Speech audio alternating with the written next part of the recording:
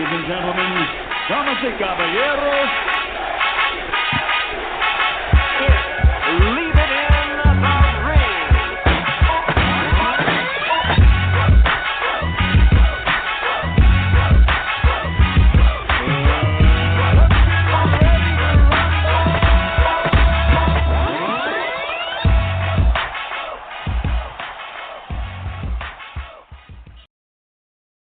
And welcome back to another edition of Leaving Ring Radio. I'm your host, Dave Duenez, with my co-host, as always, from New York City, Amilcar. What's going on, brother? I'm good, fam. How are you doing out there in the West Coast? It's starting to get really it's starting to get really warm over here, man, to tell you the truth. Was trying to work outside and Jesus, got the sun rays just beaming on my back. And so it's going to be that time. Start pulling out the umbrella, and putting on some sunblock, protect myself from the sun rays. That's about it. How's the weather over there, first off, bro? Because I remember you saying that the weather was cold and stuff. Yeah, it warmed up today. I was actually out on my way home just before the show, and it was quite nice outside. The sun's setting here later on in the evening, so it's nice evenings, man. Absolutely. And as Saturday was a nice evening of boxing, and I know we got a lot to do as it relates to talking about that. Exactly, Well, and as always, we got a lot of stuff here to unhand wrap on Leaving the Ring. Don't forget to jab the like button and uppercut that notification bell. Don't leave it to the judges to let you know when we're on live here on Leaving the Ring. Follow our Twitter accounts, Leaving the Ring Boxing, Amilcar, Maestro Amilcar on Twitter as well. And if you guys want to call in, certainly can. 718-618-4284 here on Leave It in the Ring. But let's get down to it. Here's the tight schedule that we got going. Trilla says that they made $1.3 million. We got the Showtime boxing schedule. Then we got to talk about Tony Harris's performance with that draw that he received. And Demetrius Andrade. Some say he looked stellar. Some say he didn't. Some say they don't care to see him ever again. Others say, hey, we got to see him get in there and hopefully get a shot at either Charlo or Triple G. But let's start off with that Trilla there, Amilcar. What was your reaction? What are your thoughts about that card? Okay, so I'll just walk you through my experience with the card. I was actually watching the DAZN card in the afternoon, as I think a lot of us were. And then in the evening, I turned on Fox because it was live on Fox. Here it's Fox 5 here in New York City. And, it was free boxing, literally. And the card was pretty good. And while that card was going on, when there were breaks, I was like checking out Trilla just to see what was going on because I knew the main event was going to start late. The first time I tuned in, a fat guy was slapping another fat guy in front of Ric Flair. And then I went back to the Tony Harrison card. The second time I tuned in, there was like a bunch of strippers doing like a stripping show. And then I tuned off and I went back to the Harrison card.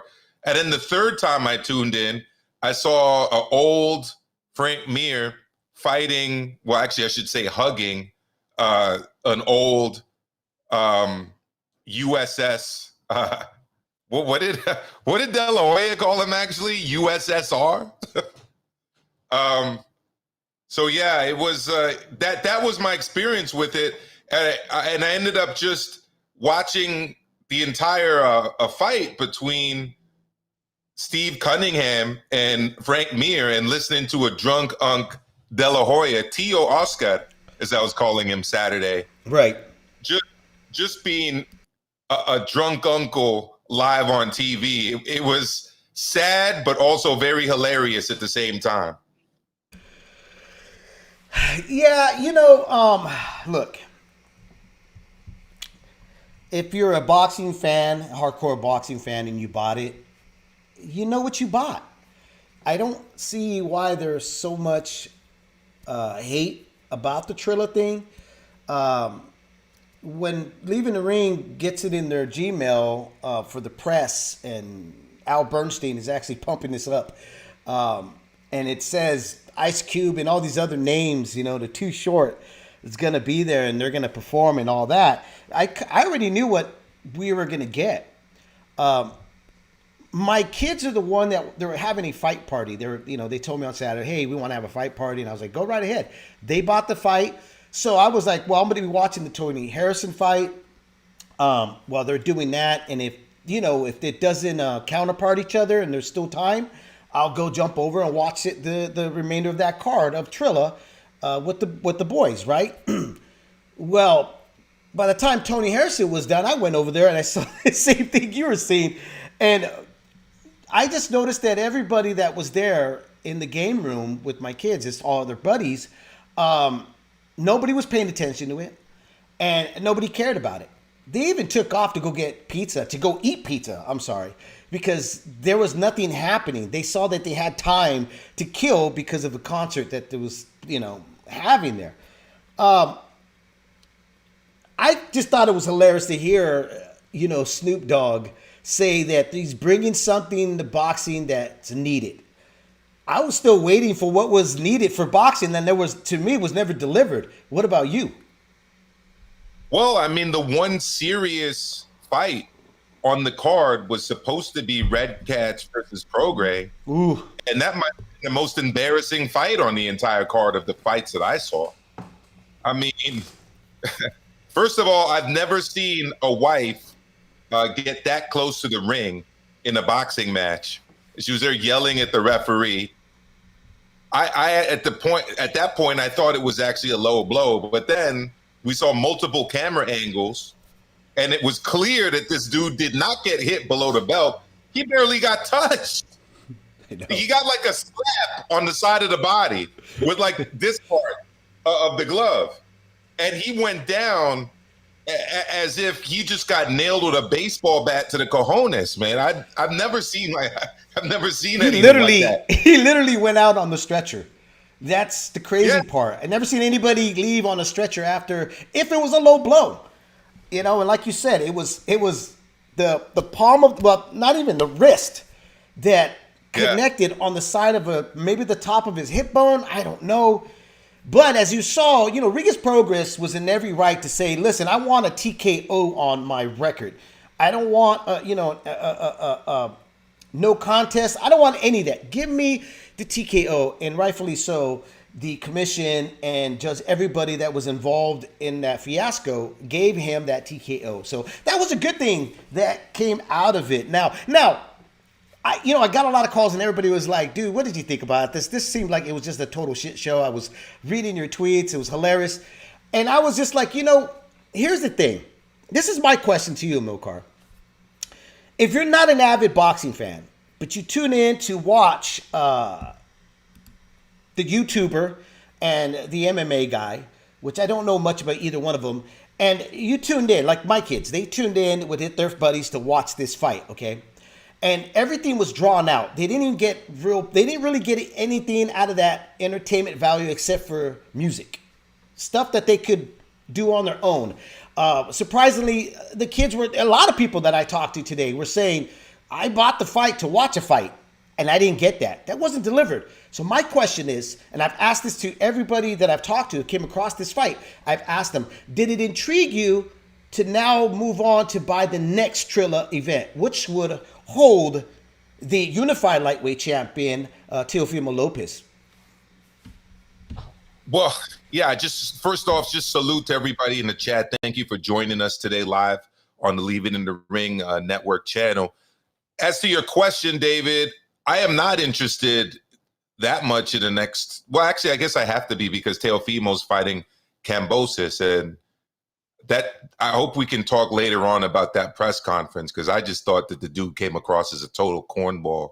But we'll hopefully get to that later. Look, people don't tune in to the Super Bowl, at least I don't think they do, to watch the halftime show. People tune in because they want to watch football. I think people tune in to these cards because they want to watch a fight. Now, maybe it's a fight featuring Jake Paul more than it's a fight featuring Regis Prograis, but I think they tune in to watch a fight.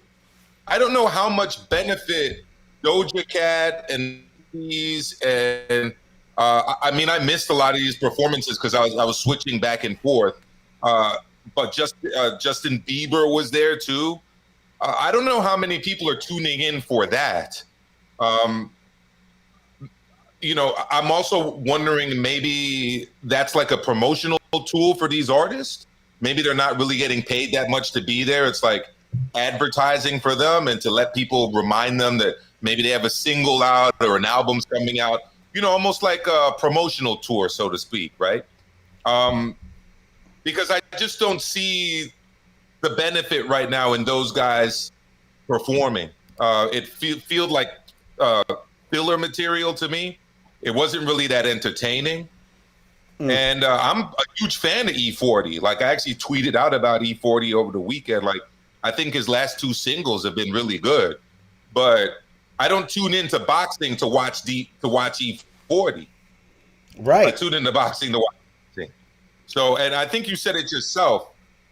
Your kids tuned in to watch the fights, right? Right. They didn't tune in for the other bells and whistles. So, shout out D-Style. Thank you for joining us. A-Rod, Nando, Mario Figueroa, Tony Yeo, LT, Andre, Puerto Rican Rum, Pablo Renteria, and everyone else in the chat. Thank you all for being here live on Leave It in the Ring. I know I'm forgetting a lot of people, but thank you so much.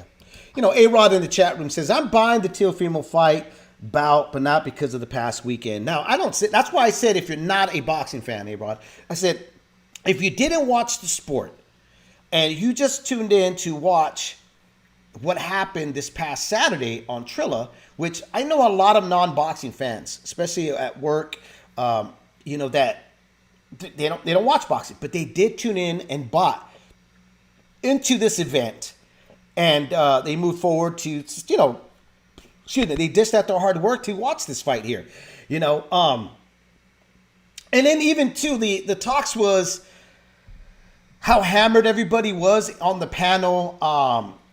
It was really disorganized. It was just really bad overall. And I described it like I was telling Amilcar before we came on air. What it really, really reminded me of, to tell you the truth, was a bunch of nerds that very, very first time got noticed at a party. That's the feeling that I got. They didn't know how to act. They didn't know how to behave. Al Bernstein was there trying to be composed, trying to, do his job, be a professional. I don't know if you're a big Howard Stern, but do you remember the movie Private Parts there, Amilcar? I don't know if you ever watched that movie. I saw it when it came out when I was like in middle school a really long time ago, but I definitely remember it coming out. Yeah. I don't think I watched it though. No, I didn't. No. Well, there's a scene in Private Parts, that Howard Stern movie, where Howard was trying to, because the network fired Robin. He was trying to get her back, and they put this square with them. And what Howard did was, the guy was a weather guy, right? And what he did, he was holding an interview where this girl came in and she, put like a 14-inch Cabasio down her throat. And the guy freaked out, didn't know what to do. That reminded me with Al Bernstein on Saturday night. He had a bunch of guys smoking out, drinking, and everybody was just kind of, free range, doing whatever they wanted. And Al Bernstein was in the middle trying to conduct a real commentary to some fights there, but instead it was just like, it was all over the place. Well, Nando in the chat, who is obviously a member of the Leave It in the Ring family, says that he tuned in for E. Fonzarelli, so E40, E. Feezy. So I'm a huge E. Feezy fan too. In fact, like I said earlier, I think the Mob single is really good. I think the I Stand on That single with T.I. is really good. But when I want to listen to E40, I'll listen to E40. When I want to watch E40, I'll watch E40. I think most people tune in for the boxing. And if we're going to rate it on the product of boxing, I think it was a very poor product. We had Frank Mir against Steve Cunningham. Not a very good fight. I think the most entertaining thing about that fight was a clearly inebriated, possibly coked up Oscar, calling him USSR and, screaming. And I think Mario Lopez was pretty embarrassed. He was like providing interpretation for his drunk rants. That was probably the most entertaining part of that fight. The red catch fight, especially the knockout with Prograis. Actually, it wasn't known if it was a knockout. Whatever it was classified as was a total joke. Right, the TKO. And then you had Ben Askren, who, I mean, this guy was a former world champion in MMA in 2 promotions, I believe. He was an Olympic wrestler. I mean, he came in looking like Homer Simpson did when Homer Simpson started boxing on The Simpsons, all flabby. And he just got sparked by, again, a guy with no amateur fights and yet to take on a professional boxer. And that was the main event. So, I mean, look, boxing product poor. If you're looking at it a concert product, again, I don't think people tune into the Super Bowl to watch the halftime show. But was it really a boxing product, though? I mean, I see the value of the entertainment. And also, I mean, look,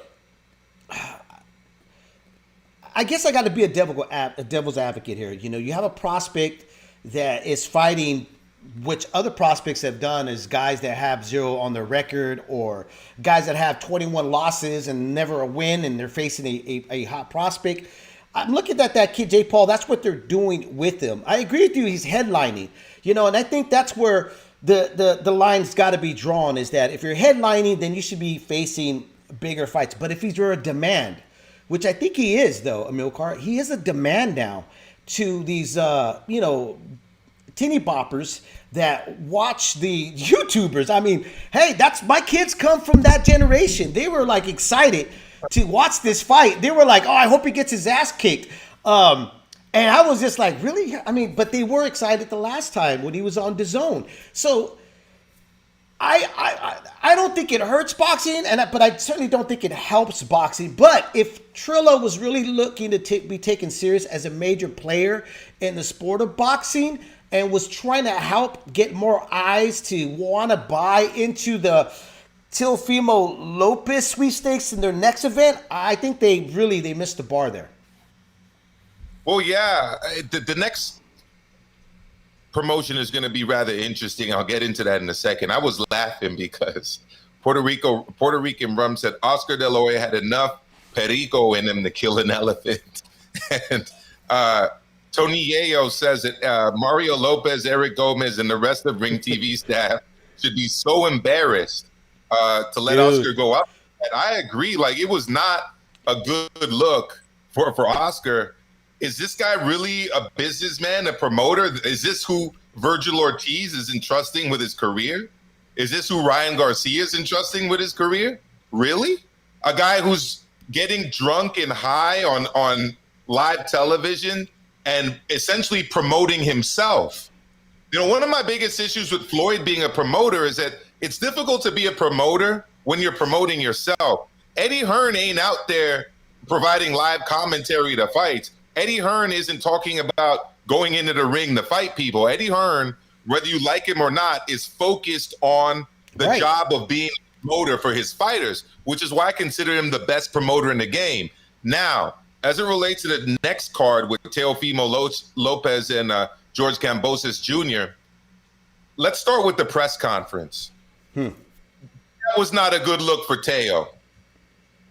To me, Teo came off as kind of a cornball. I mean, you're the undisputed lightweight champ of the world, dog. And you're taking off your shirt because some mandatory challenger is saying that you look a little bit heavy? Really? I mean, it just came off as super corny, the entire thing. And then Kambosos is in like these shoes that like guys that are like barely over 5 feet wear, like these little athletic platform shoes that make you look taller. And I mean, that guy's making you come out of your comfort zone and come out of yourself and behave like that? Really? Come on, man. So G Funky's distracted me because he's saying some negative stuff about E40. We'll get into that later. But I'm not a big E40 fan either, so I feel you, G Funky. But so here's the thing with the next promotion, right? The co-feature in that promotion is not anyone who the quote unquote Gen Z is going to be flocking to see. I don't know about you, Dave, but I don't really think the Gen Z is that crazy about Peter McNeely and Evander Holyfield. There's no YouTube star fighting another YouTuber on this card. It's Holyfield, McNeely, Teo, Cambosis. It's very interesting to see if that's going to sell like this, because the demographics are like all over the place. There's really no Jake promotion. Well, listen, you had mentioned a little earlier, I forgot who said in the chat room, saying they should be, Eric Gomez and so-and-so should be embarrassed about letting Oscar go on there.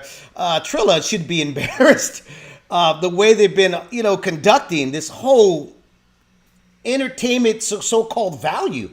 I mean, they're pretty much telling you they're going to put whatever they want together and they're going to sell it to you, and they're going to put a nice big bow around a piece of shit and you're going to take it and you're going to eat it. That's where we're at. What I don't like though is when people are saying like, this is boxing. Honestly, that 1.3 million, if that's true, Amilcar, how many of those people were boxing fans and how many of them were MMA fans? Because a lot of MMA fans were rooting for that other guy, not Jake Paul. You're absolutely right, Ben Askren. So look, you've got the MMA element that's not going to be there for the Teofimo Lopez card, right? You've got the YouTube element that's not going to be there for the Teofimo Lopez card. And then you're bringing in the 50-plus-year-old element, like the fans of Evander Holyfield. Like, with all due respect, Evander Holyfield just is not as popular as Mike Tyson, right? He doesn't have a podcast.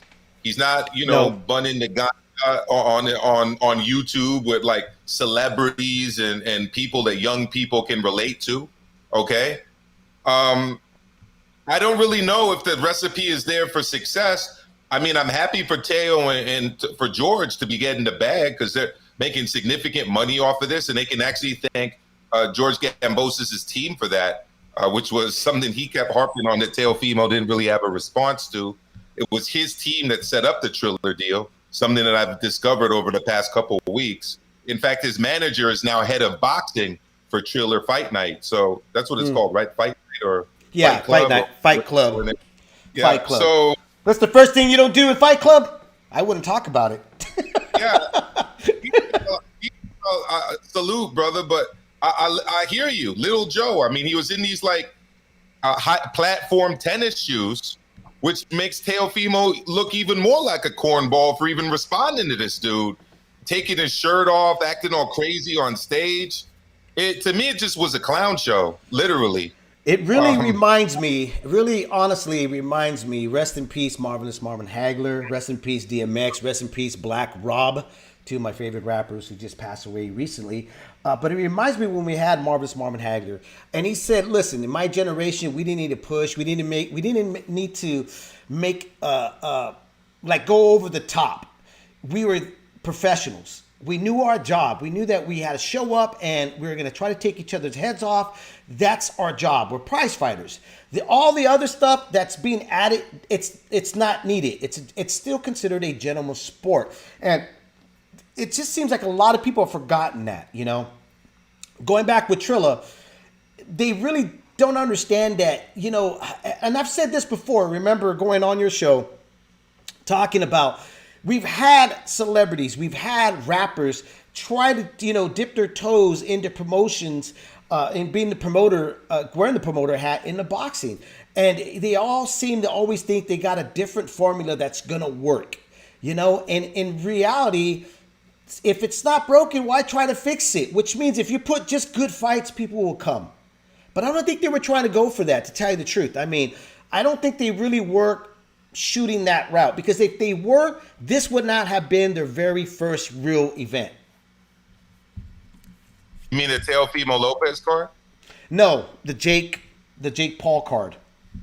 Well, it's their second event because their first event was Mike Tyson. I know the Mike Tyson, but I honestly thought Mike was more of the push. Like in my opinion, I thought Mike was and Roy Jones were kind of like more of the promoters in my opinion. Where this was like Trilla all on their own, where they had to really try to push this byproduct to everybody in their face. Which I gotta say, man, they did a great job. Think about it. It ended up on everywhere. ESPN. I mean, everywhere it was on there. So I can't hate on their hustle, but their product obviously didn't deliver. And it's just not me saying it didn't deliver. I mean, if you go on social media, the people that bought into it, they weren't too happy with the product they got. Even the people that were saying they legally streamed it, they were saying they felt like they got gypped. Well, I don't know how much Tyson Fury would like that, but yeah, the people who oftentimes stream are like the biggest complainers about the quality of a product. I've always found that very interesting. But look, it was just not a very good quality card. I'm sure it did numbers because of Jake Paul.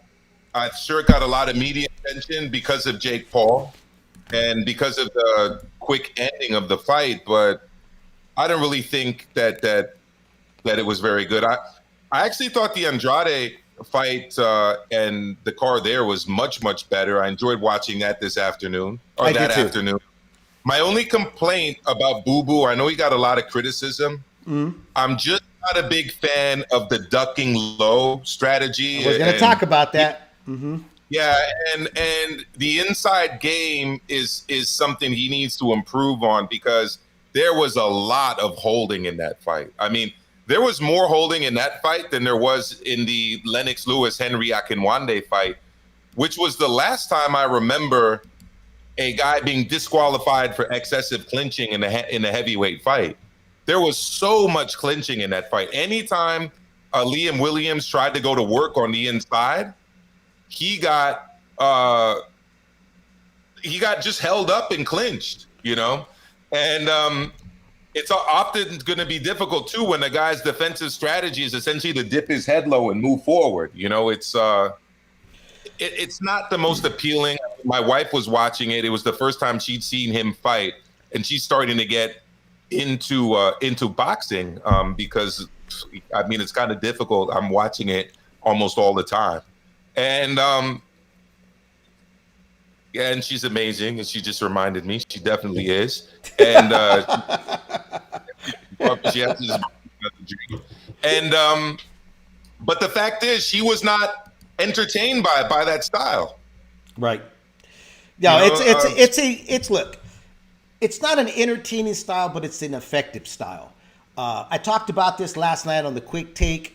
The looking down in the canvas, it's the cardinal rule. You don't take your eyes off your opponent. That's something. I tweeted this out. I said, listen, I think he gives rounds to Canelo. I don't think he beats Canelo, but I think certainly he's going to frustrate Canelo with the holding and the moving and making it a really, really ugly fight. But the thing is with that, looking at the canvas, Canelo's going to catch that. He's a student of the game. Eddie Reynoso and the team are students of the game. They watch tape on who they're going to face. That's why they're able to capitalize on your weakness. And that's something that Andre's going to have to fix on his part. His team and them are going to have to go, okay, let's take away the kinks. Let's iron them out so that if we do get whoever else up next, they're not going to capitalize on that. Now, I don't think he's going to get Canelo. Canelo has a lot of business to take care of at the 168. I'm wondering, though, this, Amilcar. Does Eddie Hearn, I mean, look, the interview after, the post-interview was Eddie Hearn was like, I don't know what's going on with Triple G. PBC, we're willing to go over there if you don't want to come to the zone, blah, blah, blah, blah, blah. I don't think it's a question about that. The risk to me seems to be high. I think that's why none of the middleweights are talking about him. I know in the past they were, but we're here in the present. Do you think it's time for Eddie Hearn to start digging a little bit deeper in his pockets to intrigue other champions and other fighters that want to get in with Boo Boo now? I think he's stated that he's tried to do that already, David. He's mentioned multiple times in like multiple interviews that Boo Boo's willing essentially to take the exact same purse that Sergey Deverenchenko took to fight Jermall Charlo.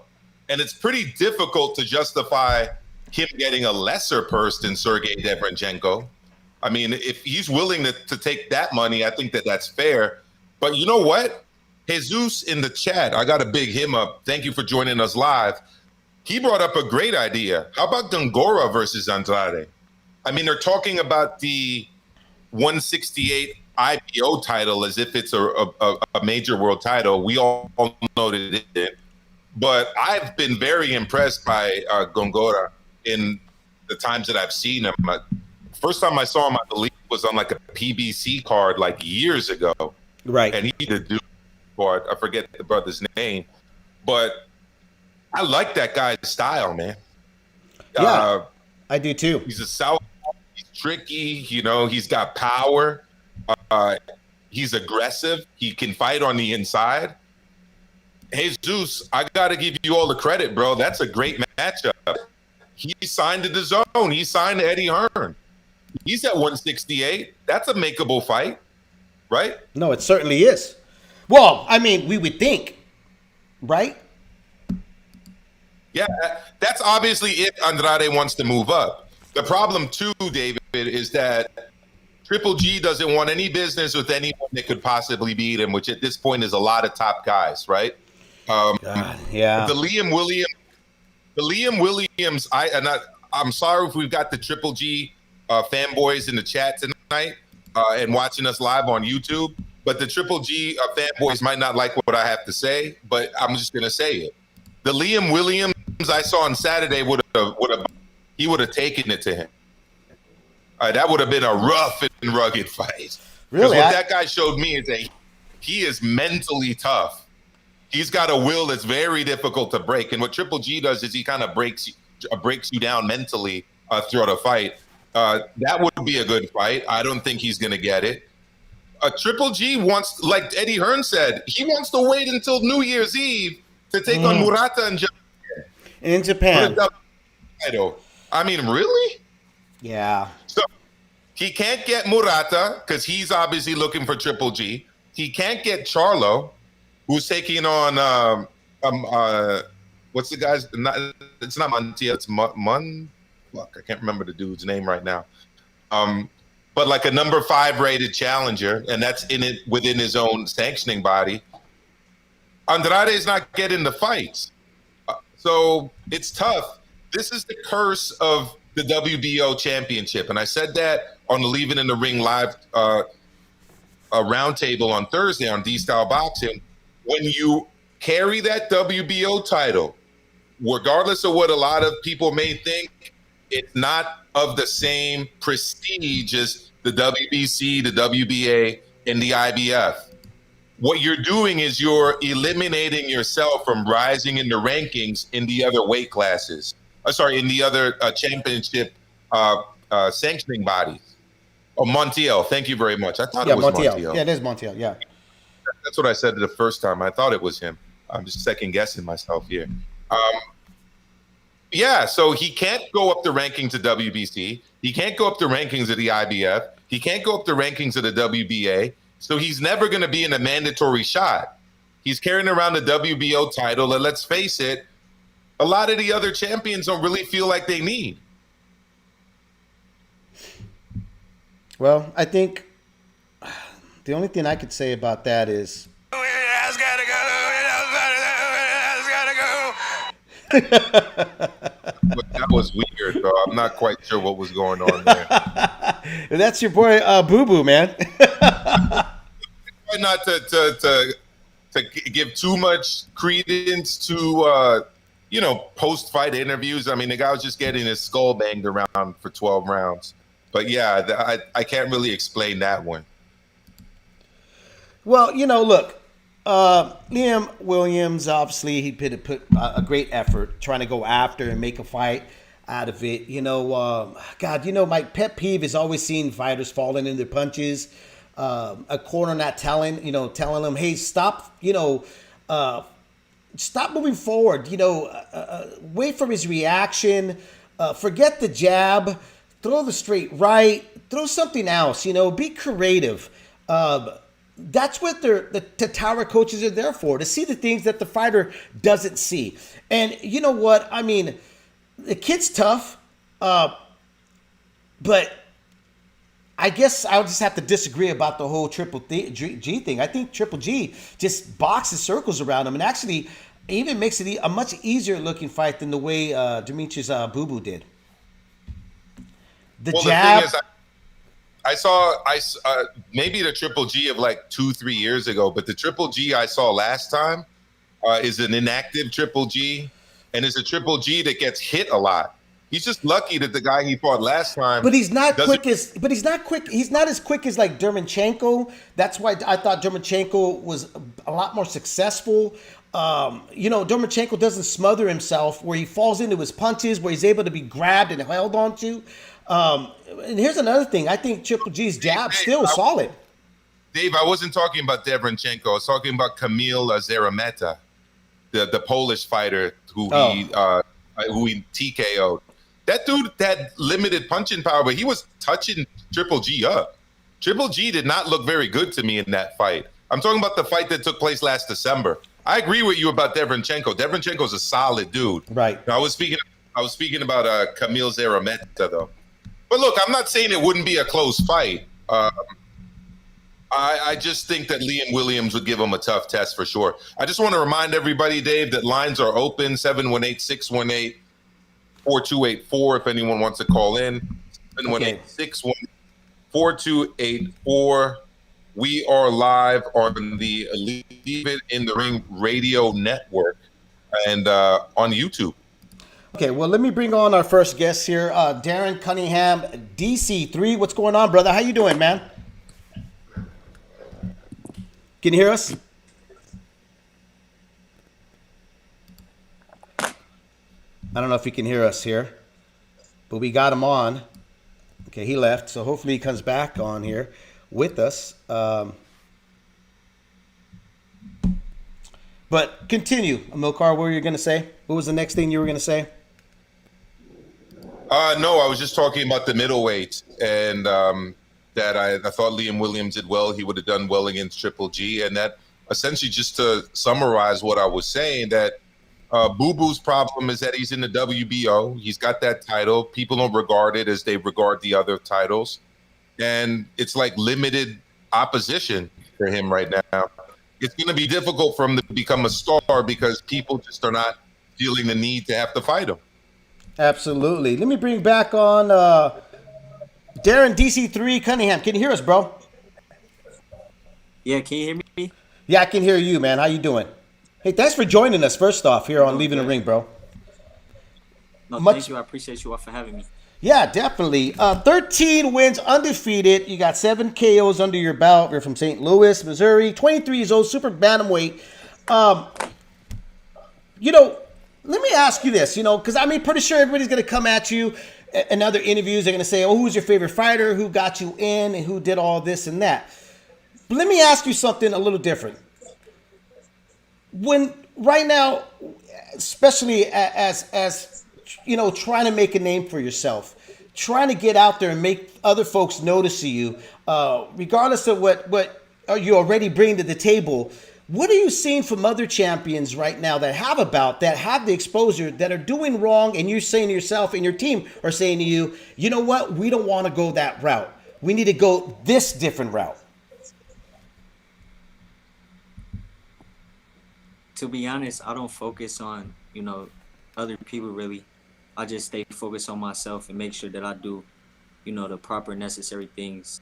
So when the time comes for me to become world champion, I'll be more than ready. Great, man. Yeah, absolutely. I knew that. I was talking to your PR through text, and I had said, hey, does he have a Twitter? And they were like, no, he doesn't. Hey, don't have Twitter. Don't get on social media, man. Just do all the talking you can with your fists, because that's the best way of actually attracting fans and getting them on your side. Right. I see a lot of fighters make this big mistake, which is addicting, being on social media. I shouldn't talk because I'm on social media all the goddamn time. But stray away from that, man. Try to stay as far as you can from social media. To be honest, I don't feel that it's anything wrong with social media. I think the big word is balance. You know, it's not what you do, but how you do it. Absolutely. So I feel Amilcar? as if you have a balance with each and everything that you do, then you'll be fine. Well, Darren, thank you for joining us live here on Leave It in the Ring. People in the chat, if you have questions for Darren, DC3 Cunningham, just drop them in the chat so we can include your questions. What I would like you to do is talk about the scene in St. Louis right now. I mean, obviously, people who know about St. Louis boxing will obviously talk about Kevin Cunningham and all of the fighters he's trained. But what's the scene looking like right now in St. Louis? You were breaking up really bad. I didn't get a chance to hear you. Can you hear me now? Yes. I was asking about it, if you know or can speak about the scene in St. Louis right now as it relates to boxing. Uh-huh. He was asking about Cunningham, like, what do you think about that scene? Yeah. It's breaking up really bad. I can't hear you. It's Okay. coming in and out. He was asking about St. Louis, the boxing scene. I know you're now based out of Las Vegas and stuff, but in St. Louis, how's the scene look? I mean, do you go back? I mean, pretty sure you go back home, right? To go visit? I go back probably 2 times a year, to just visit my family. But I don't go back too often. Okay, so what in St. Louis? That's obviously where you started off. What was the Yes. scene for you to even get into the sport? Like, what drew you into the sport? Well, I come from a boxing family, so all my uncles, they were all top amateurs, and 2 of them turned professional. So I always had a boxing pedigree around me, as well as Kevin Cunningham. My grandfather was his second assistant. Corey Spinks, Devin Alexander, all the top guys. So, I feel like it's in my blood. So was this kind of like, no choice? You were going to end up being a fighter regardless. You know what I mean? Was it one of those deals, or did they give you a choice to do this? I believe it was all by choice, because you can always start something and stop. But, once I started, I fell in love with it, and the rest was history. Absolutely, man. Absolutely. I always often wonder, because boxing is such a lonely sport. How do you keep yourself motivated, bro? Like, what are some of the things what you do to reset yourself, to get yourself back on track, to remember that the accolades are still up ahead, and the goals that you're trying to accomplish, it's going to take time to get there. So what are some of the things to keep you on that road? To be honest, I feel like you have to be first and foremost self-motivated, and then, I have the likes of Mickey Bay, and world champions in my corner. So I believe in having a strong team to surround yourself, and you can compete at the highest level, for a long period of time. Mickey Bay used to come on the show. Was a great guy, a good friend of the show. Who's surrounding you in Vegas? What are some of the guys out there that you're working with, and what gyms are you working out of? Well, right now I work out of a private gym, that's in Las Vegas, that I've been working out of for about the past year or so. Absolutely, bro. Well, you know what, man? I'm really happy that you came on through. I'm excited to see you fight. I saw your last fight. First off, you show you got explosive, you got speed, you got everything right now that's needed, man. Let me ask you, if you had to grade the way you look now, what is it? For my performance or just overall? Overall. Overall, I give myself a B plus, because there's always room for improvement, and I always keep my eyes and ears open to, keep learning. I'm a young student in the game, so, there's nothing but learning and growing to go. Right. Well, that's the way to go, man. Always stay student to the game, and keep adding on to the repertoire, and let me ask you, because I know a lot of kids that are in the sport, just because they're in the sport doesn't mean they love the sport, so they don't watch it. Right. Do you watch tape or no? I watch a little bit here and there, but boxing is more so my lifestyle, so everything pretty much revolves around boxing, in my life. Well, there you go, man. Darren, DC3 Cunningham, thanks for joining us, bro. Really appreciate it. Can't wait to have you back on the show with us again. Thank you for me. I thought it would be a little longer. Hopefully next time. Yeah, absolutely, brother. Take care. It'd be a gift from me to you all. Thanks for having me. All right, man. Thank you. Yeah, we're back over here trying out this, eCam, man. We just gonna have to take our interviews back over there to Amilcar, so that, because man, it was kind of hard. Yeah, the stream keep crashing on us. Yeah, to stream you on, I think that there's just an issue with handling more than two people at the same time on that one, unfortunately. Yeah, definitely. I might have to cancel the X interview that we have with Henry Ramirez because it was so choppy. And then, we couldn't even get the questions that you wanted with Darren, man. We had questions about his relationship with Devin Haney and whatnot. We should definitely try to get the young man on again. Yeah, definitely. Yeah, because there was so much other stuff, and then I was just like, I couldn't hear him. It was really choppy. We got to get him on again, Dave. Yeah, we got to definitely do that. Yeah, definitely. Yeah, I'm telling you, that was man, there was so much stuff that I had written down that I wanted to talk to him about. But like I said, it was just really, I don't know if everybody in the chat or tuning in was able to hear him, but I just saw pausing and hearing some stuff here and there. Yeah, see, there was a big lag. Big lag. So I apologize. We have to get him back on. Definitely have to get him back on. Somebody said, USA, baby. LT. Oscar's voice, yeah. We needed Oscar tonight. Yeah, we did, man. Anyways, hey, okay, so before we get going and stuff, I do want to talk about the ShowTime schedule. But before we get into that, we got to talk about your boy, Tony Harrison, man. He got the draw. Didn't look that great. I think it's fair to say he's got to tell his brother a little more, Mr. Trainer, on your part. We got to get away from that, and he's got to start looking for a real legit trainer to help him out. And I thought it was really strange here, Amilcar, when I heard him and I heard them talking about that they don't do well against southpaws. They don't like sparring southpaws. Blah, blah, blah. To me, it was already kind of like setting the mood of what they were going to do and how they were going to perform on Saturday night. I thought it was a bad look. I don't know what your thoughts were.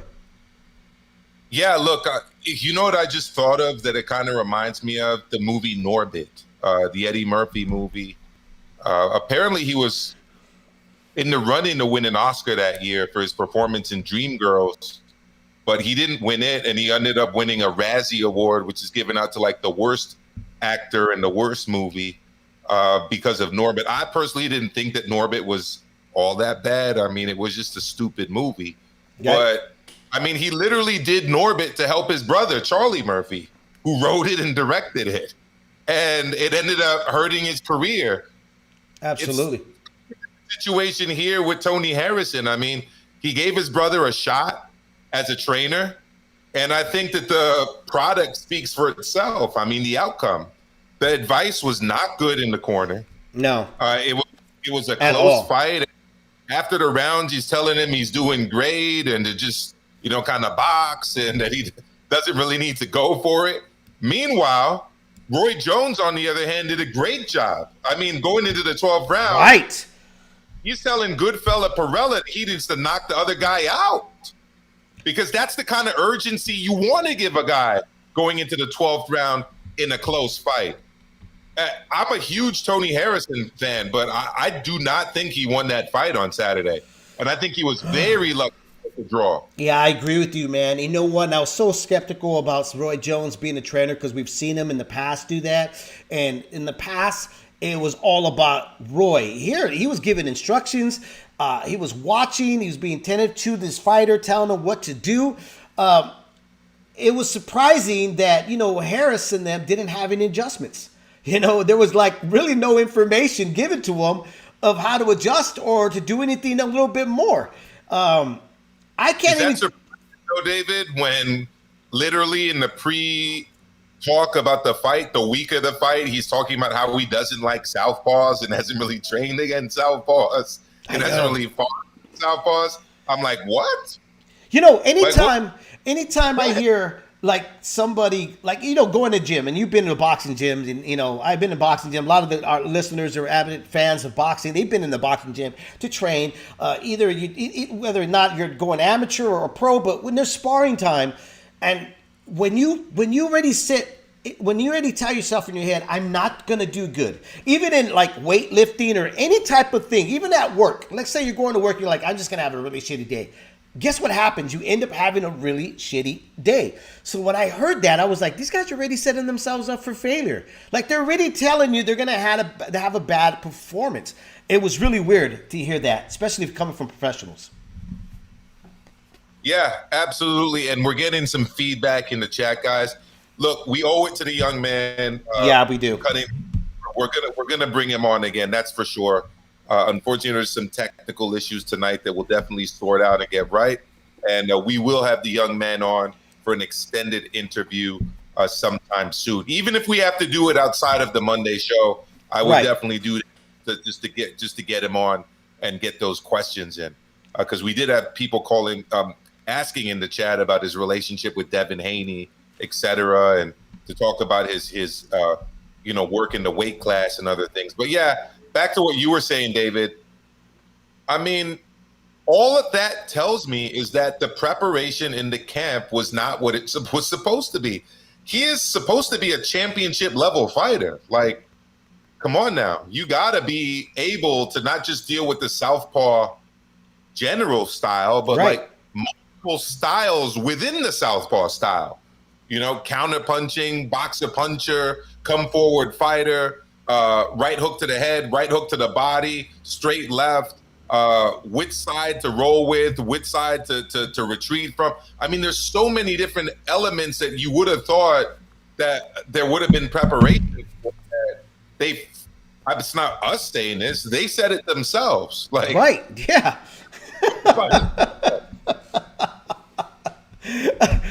You imagine this in professional like football or baseball where they're like, look, man, we had a really shitty camp the whole year.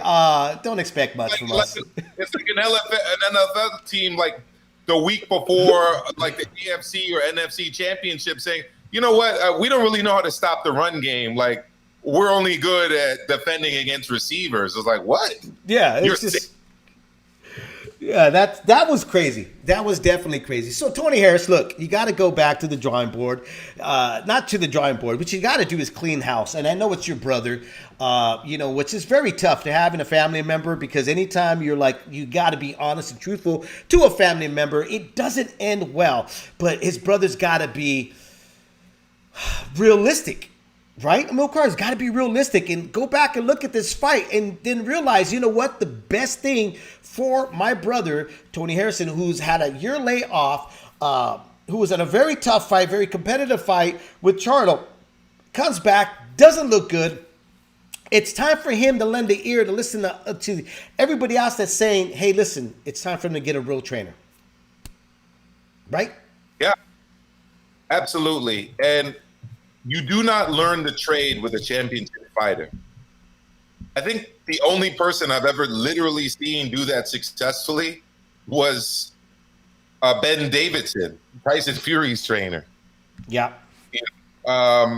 Which is just rare. I mean, look, people literally call that guy Rain Man. Remember Rain Man, the Dustin Hoffman character? Yes, sir. He just has like a very special brain as it relates to boxing.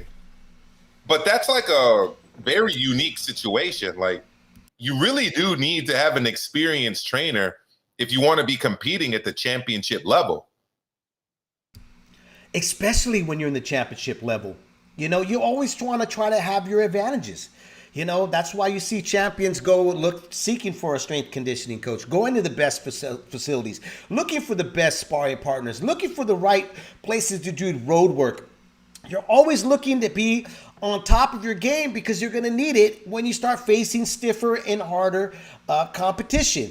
This is where I'm not going to put solely all the blame on Tony Harrison's brother, because some of that he's got to be accountable for, which is he's got to be honest with himself. Does he want to be in those championship fights? Does he want to be a factor? I mean, he was there. You beat Charlo once, but do you want to get back there? You know, the criticism from Andy Ruiz is he's never been disciplined. He's never took it serious. But now you can see he's on the right track. Tony Harrison needs to get on that right track as well. He does, if he wants to get another shot, because Ryan Castaño would have beaten him Saturday night. But Jamel Charlo would have knocked him out Saturday night. And he's got to get a new trainer. I mean, bring your brother in as an assistant trainer. Give him a shot. Let him learn the trade under an experienced guy. You know, I mean, his dad was a very good trainer. Right. His dad was one of the father trainers in the sport. At RIP to him, he's got to get another experienced guy like that. He just does. He really does, you know, and how much of that honestly could came into play for him, not hearing a familiar voice in that corner. So are we too quick to judge and criticize this performance? Or is this just really a sign of like when Danny Jacobs, who lost his grandmother, went in there and lost? Tony Harrison didn't lose in that fashion, but got a draw. But like you said, got kind of a gift there. And you're not the only one I'm hearing that from, you know. But at the same time, I wonder how much of the loss of his father really honestly put that major effect where didn't get to have that familiar voice to give him those right suggestions of what he needed to do on Saturday. Yeah, he just needed someone who was going to tell him the truth. And I don't know, David, you have brothers, I believe. I don't have brothers. I have 2 younger sisters, so I don't have anybody in my, you know, immediate family that takes on those kind of roles with me.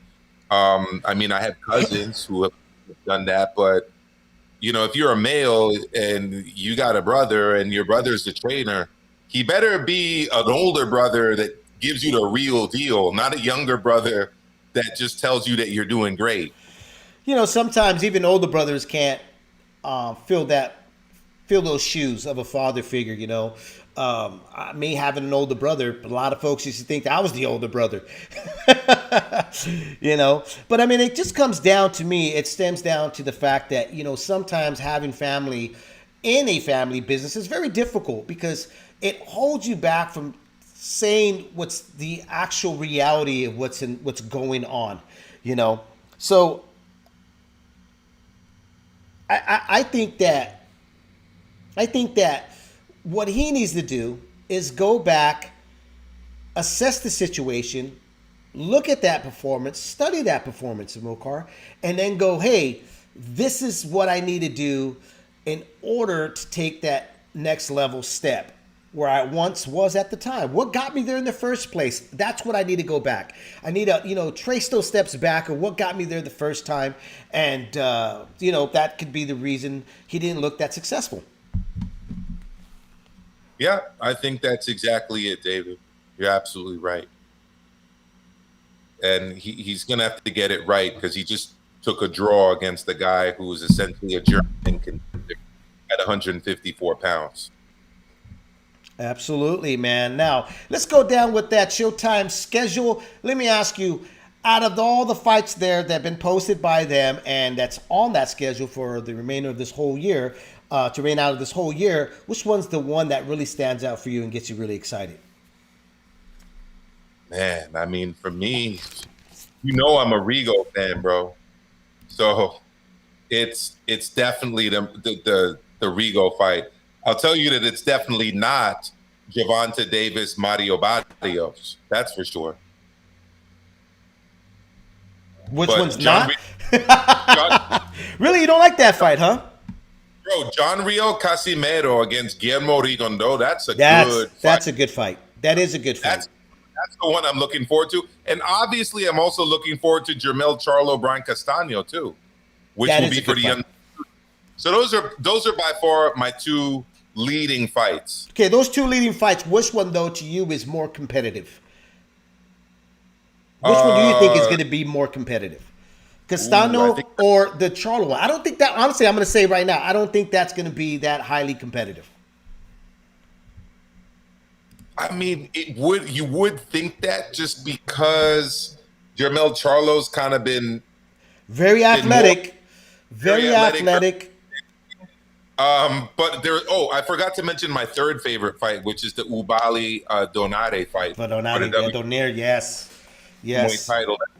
That's my third fight. But, bruh, I'll tell you this: this is the best people in boxing right now. And I thought Showtime was dead. That's the funny thing. Really?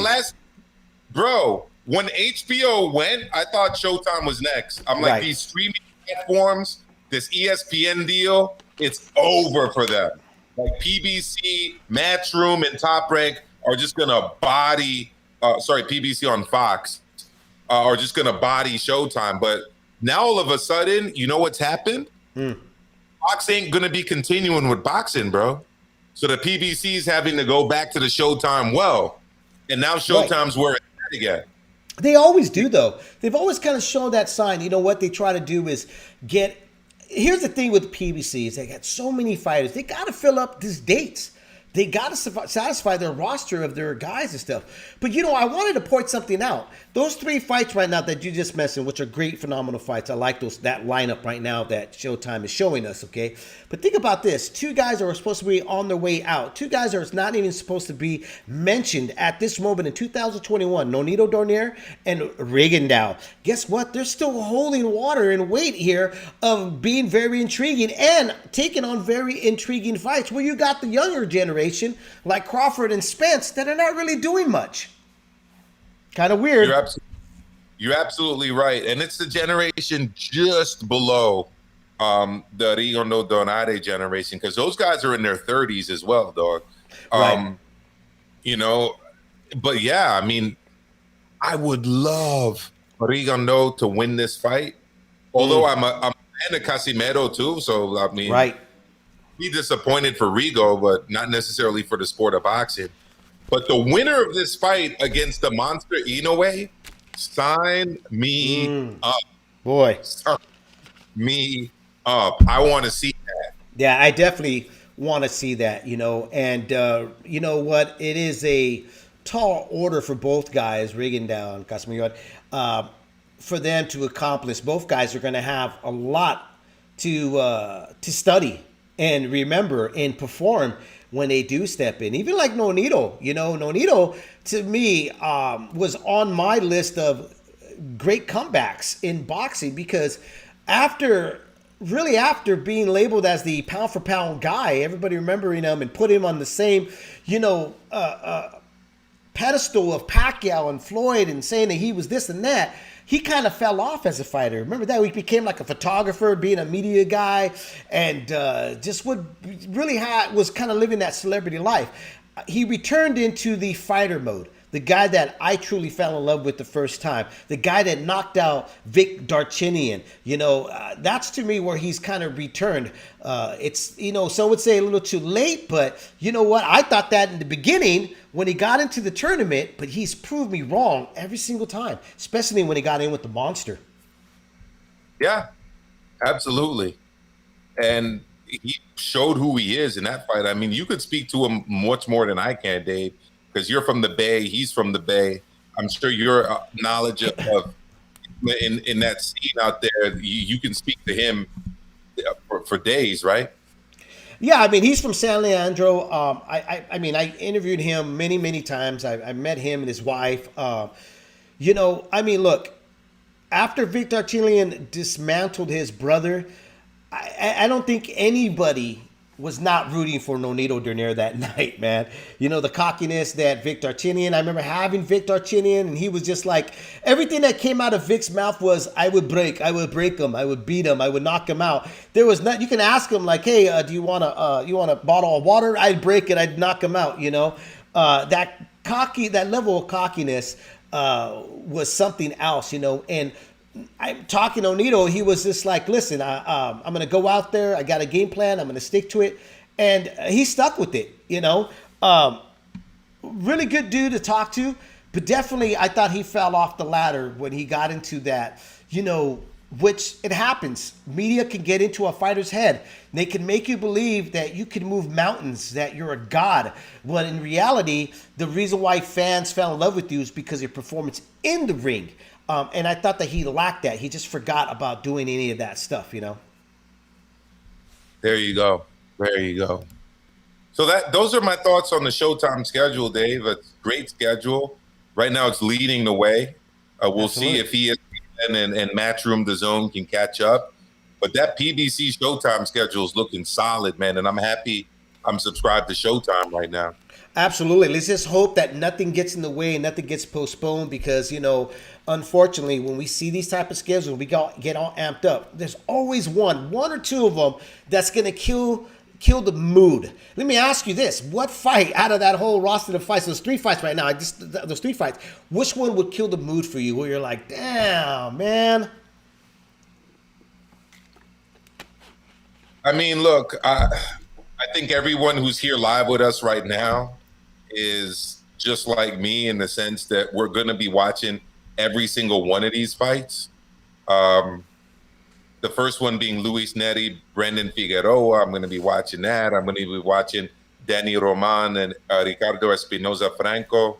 I'm looking down the list here. And I mean, the biggest disappointment for me on this entire thing is the Tank Davis fight. And, I'm not too disappointed in that, to tell you the truth.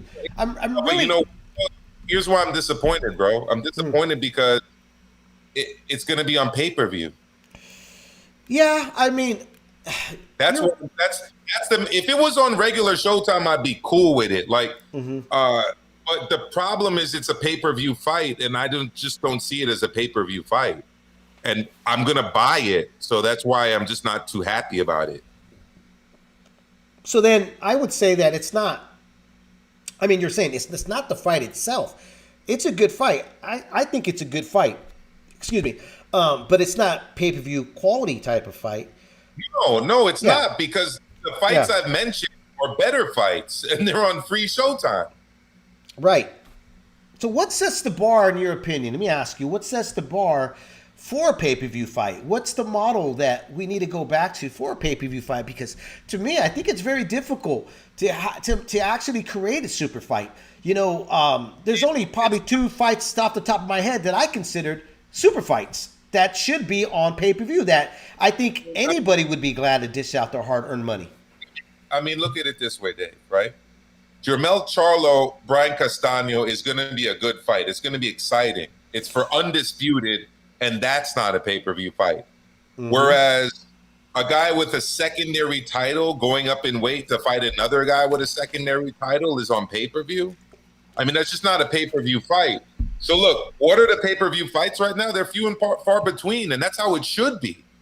Tyson Fury, Anthony Joshua is a pay-per-view fight. It is. That's a pay-per-view fight. Anything involving Canelo against another champion like Saunders, that's a pay-per-view fight. He's a superstar unifying against another champion. Once you get off of that, I mean, the fights that are announced that have been out there, there's no other pay-per-view quality fights as far as I don't think that. See, that's what I'm saying. What is the criteria for a pay-per-view fight? I don't think Canelo and Saunders is a pay-per-view fight. I think if he gets past him, then if the last guy standing, then I would say that's what I mean. Like I think everybody's criteria of pay-per-view is kind of different. You know why I say it's a pay-per-view fight? To me, it's a pay-per-view fight because I would not feel that bad about forking over money to watch it because I think it's a really good fight and Canelo's a superstar. Would I feel bad about forking over money to see Tank Davis, Mario Barrios? Absolutely. I'll give you an example. I'd feel bad on both of them, to tell you the truth. I had, paying for them. Right now, I am going to buy Andy Ruiz, Chris Arreola.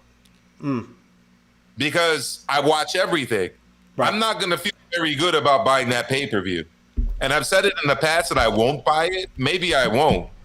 But the truth is, I'm not excited about buying that. I don't feel good about buying that. I would not feel that way about buying Canelo against Billy Joe Saunders. It's a much more digestible purchase for me. Yeah. Yeah, definitely. I mean, the money bag that everybody's talking about with the Trilla thing is that, boxing promoters have been doing this for years, and that's what I mean. I think we fell off with the criteria of what should be a pay-per-view, because back in the 80s, leading into the 90s, it was super fights. It was the Super Bowl for boxing fans. Now everything's kind of watered down, You had a great segment, which I truly loved, and it's on it's on your channel on the live at 5, and it's on the Solarplex zone as one of the segments is talking about the UFC model.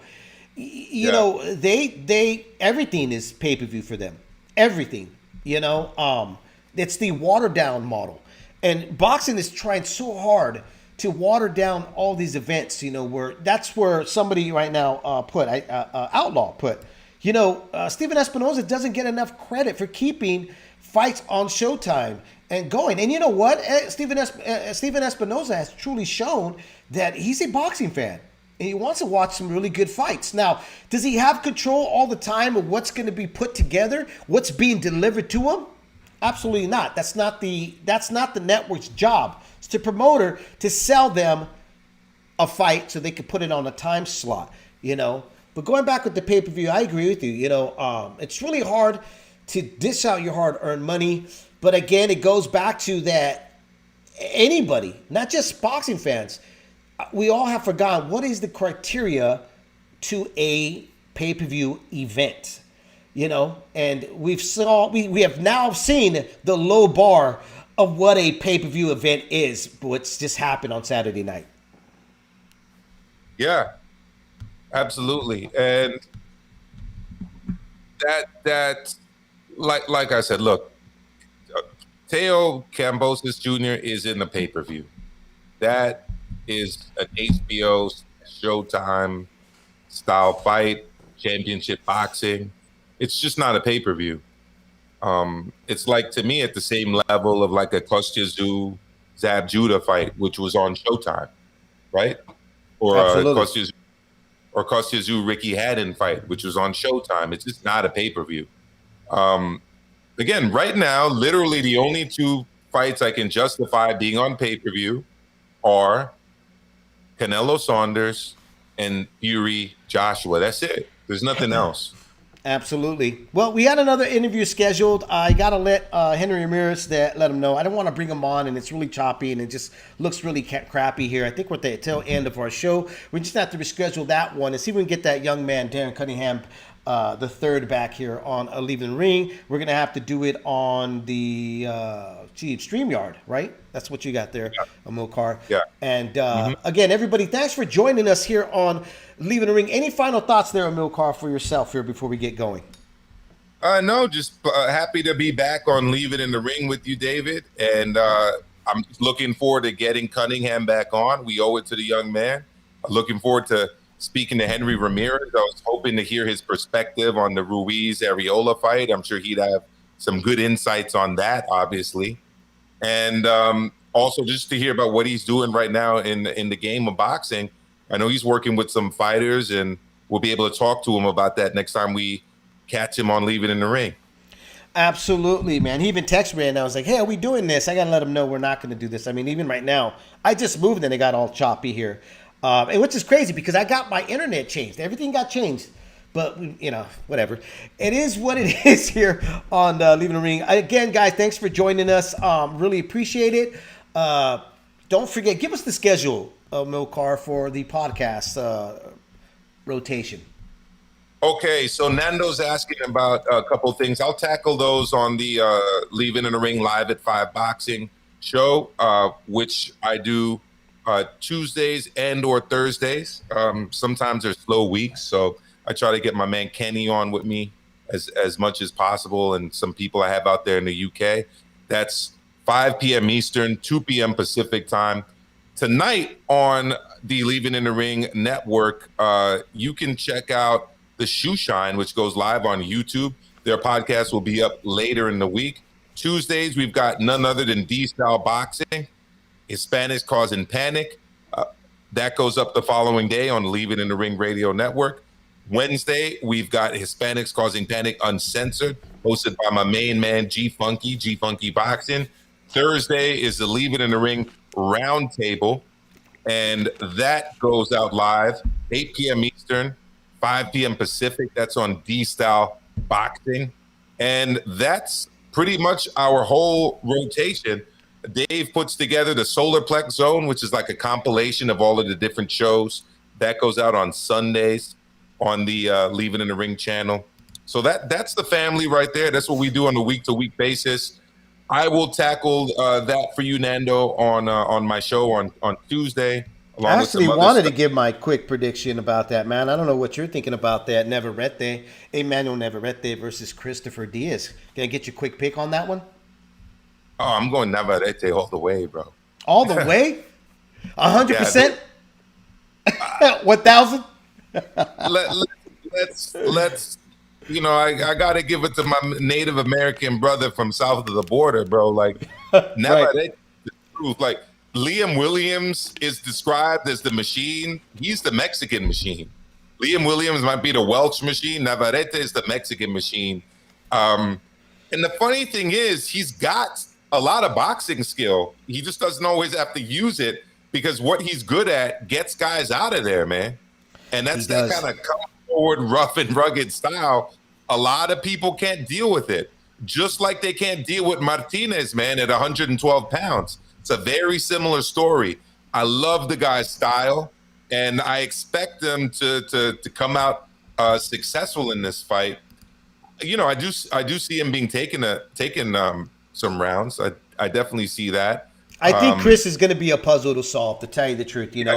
Absolutely. Chris is going to show him some looks. Yeah, he's been in there with some really tough oppositions. I mean, he lost to Shakur Stevenson, which is a completely different style.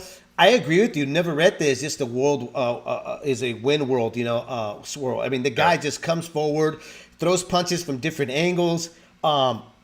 He doesn't give you time to think and time to breathe. It's going to be up to Chris to really kind of set the mood and the pace, which I don't know if he could do that. You know what I'm saying? I mean, Navarrete is a strong kid. Yeah, absolutely. It kind of reminds me of I was about to say, but I don't want to discredit my man Vernon Forrest. That's the thing, because Vernon Forrest was high level, but that kind of a fight for like Mayorga against Forrest, where I just see him getting overwhelmed the way Forrest was when he fought Mayorga. Although I do think that Forrest was a better fighter, obviously, than Christopher Diaz.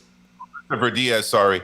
And I think that Navarrete's got some skills in there too. But like, that's the kind of clash of styles that I see in this fight. Puerto Rico versus Mexico has got a very in-depth history between each other to always make up for great fights. The thing is that though we haven't seen Navarrete be pushed back, we don't know if he fights off the back foot. We don't know how well he does with guys that are going to give him complete angles. We don't know if you stick a good jab in his face, if he could slip those jab and land these big punches. There are still some questions there. There are things there that Christopher could possibly do in that fight. But to me, it all adds up with condition and the right game plan. And not just having one game plan against a guy that's going to be all over you, his conditioning, Dave, is exactly it. The guy's in tremendous shape. I remember I saw a documentary many years ago on the Native American running culture in that part of Mexico and how they do like these long ass endurance runs, like crazy runs, like 2-3 marathon level runs, like without stopping. Yeah. You know what I mean? And that's Navarrete. Isaac Dogbay tried to ask all of these questions of Navarrete. But He he's did. not Christopher Diaz, though. I mean, he doesn't have the skill level, doesn't have the IQ of Christopher Diaz. Yeah. You know, Christopher Diaz to me is honestly, Neverete. This is going to be a new type of face. He's skill wise, he's facing. I think that Chris possibly could show that Neverete may not be the monster that we're all praising him to be. He may show that there's a possibility of taming him. This is a really great fight, man, in my opinion. But for both guys to go at it this right now at this level of the career, I think it's a phenomenal move. I'm looking for that, and I got something from my man G Funky real quick. You ready for it, David? Go ahead. Nice, smart. He check up under my car for tracking device. Sharp, be cool. Think twice. If the chariots get behind you with the lights, Ooh, that's my man Efeezy. What does G Funky know about Efeezy, man? E Fonzarelli, man. E40, 40 walk. Come on, babe. Come on. You're from the Bay Area, Dave. Oh, I know, and actually, I've met E40 a lot of times. I actually knew his cousin pretty well that was at a studio in Fresno, California. But you know what? I mean, I'm not saying I'm not a fan, but I like some of his music, but I'll be straight up, I've never been a West Coast lover. Like, you know, I can listen to NWA, Ice Cube, Snoop Dogg, but to be all honest, I was a DMX, Black Rob, Poor Righteous Teachers. You're about the East Coast. Yeah, I was the East Coast head, and everybody used to think that was crazy. Like, what? Like, you like all that crap? And I did. I was a lyricist. I loved lyricists. Not saying that E40 and them weren't. I would still bump their music, but it wasn't my to-go, list of songs that I would tune in. But hey, whatever. Well, there you go. So, yeah, let's get back at it again, bro. Let's get Cunningham back. Let's get Henry Ramirez back, and let's do this again soon. Absolutely. Okay, folks, hope everybody enjoyed this segment here of Leaving the Ring. Too bad we couldn't get these interviews going, but we'll get back on track. We'll get that StreamYard up over here. And, yeah. All right, man. You guys have a good night. Don't drink and drive because you will spill your beer. Ladies and gentlemen, damas y caballeros,